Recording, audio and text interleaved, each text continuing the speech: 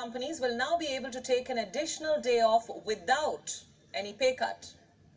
These companies hope that the new model will bring in a shift in the way Britain approaches work.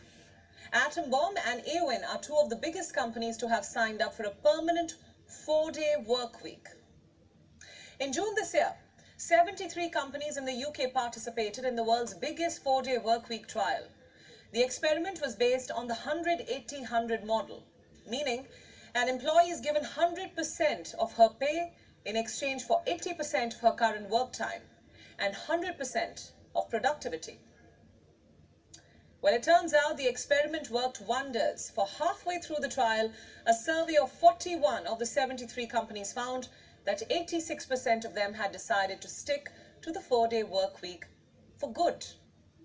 95% of these companies said they were able to maintain the level of productivity even with 80% of billable hours. Some firms say that they have in fact seen an improvement in productivity, which means the argument that a 4-day work week takes a toll on output does not necessarily stand. What about the argument that a 4-day work week cannot be applicable to all the sectors? Well, there are loopholes here too. Look at the range of businesses that took part in this experiment. There were software development firms, recruitment companies, fish and chips outlets, breweries, charities, asset management firms, workplace consulting firms, companies providing education services, skincare companies, marketing companies, and more. In fact, a similar 4-day workweek trial also took place in Iceland. This was between the years 2015 and 2019. Again, a range of companies and employees took part. They were preschool workers, social services workers, employees working in hospitals.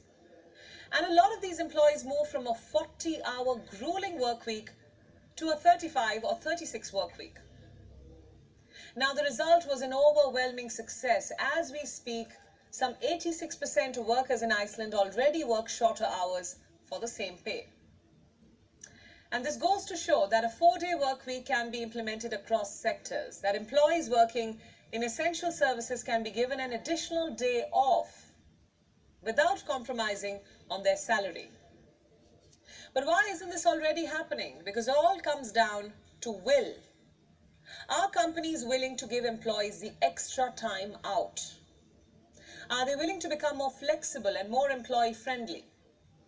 In India, the law already allows companies to switch to a 4-day work week. The newly adopted labour law has the provision for a reduced work week. But there is a condition.